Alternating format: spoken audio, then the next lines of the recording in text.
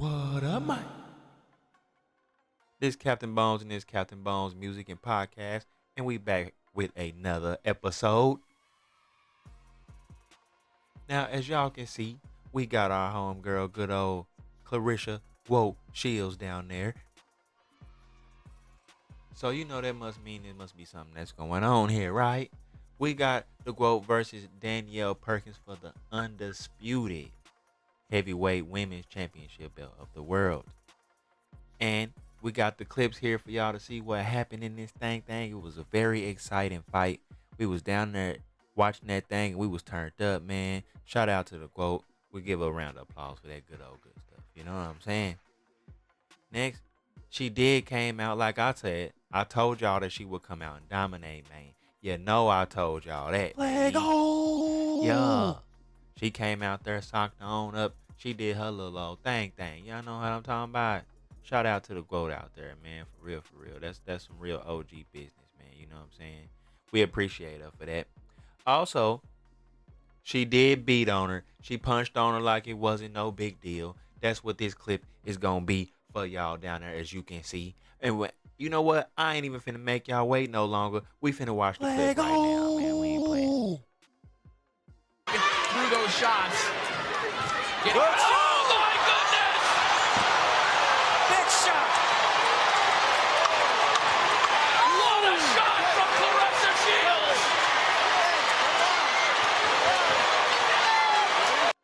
Through those shots. Oh my goodness! Big shot! Ooh-wee.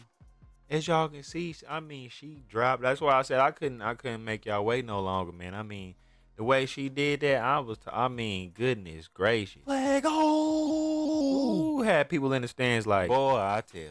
You know what I'm saying? That was real nice right there, man. But if I was Danielle after this fight, I would just have to tell somebody. You know what I'm saying? I don't care nothing about that shit.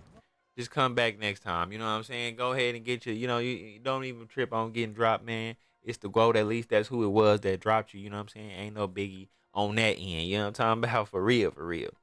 But the takeaway from the fight now, OG Claressa Shields is now 16-0.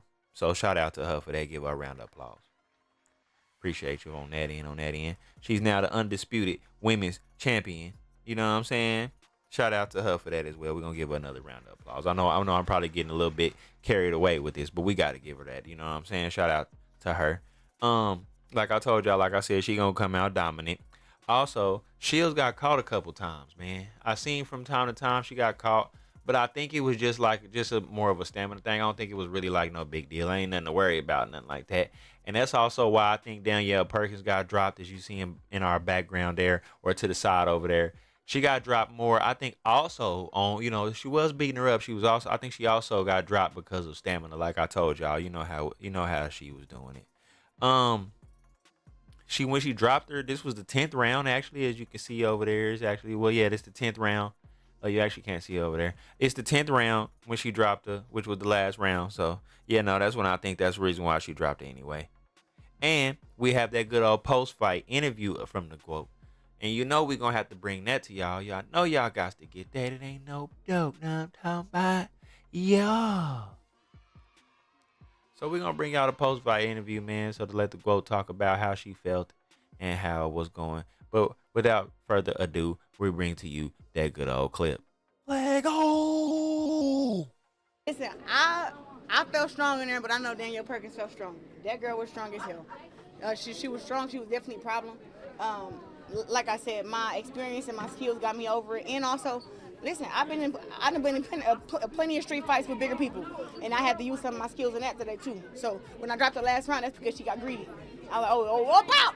And give her that good little right hand, and then I put her down. I let her know, like, yeah, you talk all that stuff like I ain't got no power. I'm the only one that got power in here. You just big and strong, So I feel really good. Claressa, you called this your true homecoming. How Yes. did it feel to be able to deliver, and the crowd was just insane too? I couldn't believe it. Oh my God. I walked out and I looked around. I said, oh my God, this place damn near sold out. I only seen about 20 or 30 empty seats. I looked around the whole thing. I was like, wow, Flint, y'all really love me for real. I was so excited. And then just to walk out and I was like, this is too much. It was really too much. But I had to calm myself down, focus on the fight, focus on Danielle, and hey, it was a really great homecoming. I'm happy. How much did you feed off of that energy? Like, could you really feel like your punches maybe had a little bit more to them? Whenever I hit Danielle, and especially when I buzzed her in the third round, I think it was third, and then when I dropped in the 10th, I heard like it was like fireworks going off all over the arena. It was just crazy. I was like, wow. You know, I fought many places, but it is nowhere like fighting in Detroit and fighting in Flint. I'm like fighting in Flint and fighting up in Detroit. I mean, they got the best fans in the world to me. Like, they always show up for me. They make a lot of noise, and it's not ever a quiet round, ever. So I just thank them for being so supportive and just sticking behind me since I was a little kid. And even my first coach, Jason Crutchfield, was here today. And listen, if he's happy with my performance, I'm happy. So he was happy. Tell me about that moment in the third. They were chanting, whoop that trick, whoop that trick, whoop that trick, and then you got the knockdown. That was a surreal, like, chill-inspiring moment. How did you feel in that? Could you feel the crowd, like Mark was saying, making your punches more powerful? How do you kind of feel about that? Flint is a different type of place. I could tell you that, like, the people that we have here, they are just so, they are fight fans for one. They're so supportive, and they just, you know, take you for who you are. So them even saying, whip that trick, you would never hear that in no other women's boxing match ever in history, because it's just not even something that people even accept that come from women.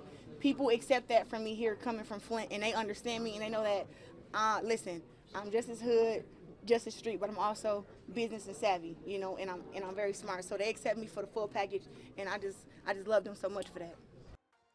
And you heard it here first. You heard the good old GWOAT telling y'all how she feel about that. So appreciate y'all watching, man. Appreciate y'all giving me a chance to give y'all this good old info. Shout out to y'all for the one time. Make sure you guys like, comment, subscribe. Make sure you share this to your people. Make sure you ring that bell. If you want to leave donations, the links will be down there in the descriptions. If you actually want to join my mailing list, we will also have those links in the descriptions. We also have merch as well. So don't forget, man, we got everything that y'all need. You know what I'm saying? But this is Capt.Bones, and this is Capt.Bones Music and Podcast. And y'all have a good night. We'll see y'all later. Lego.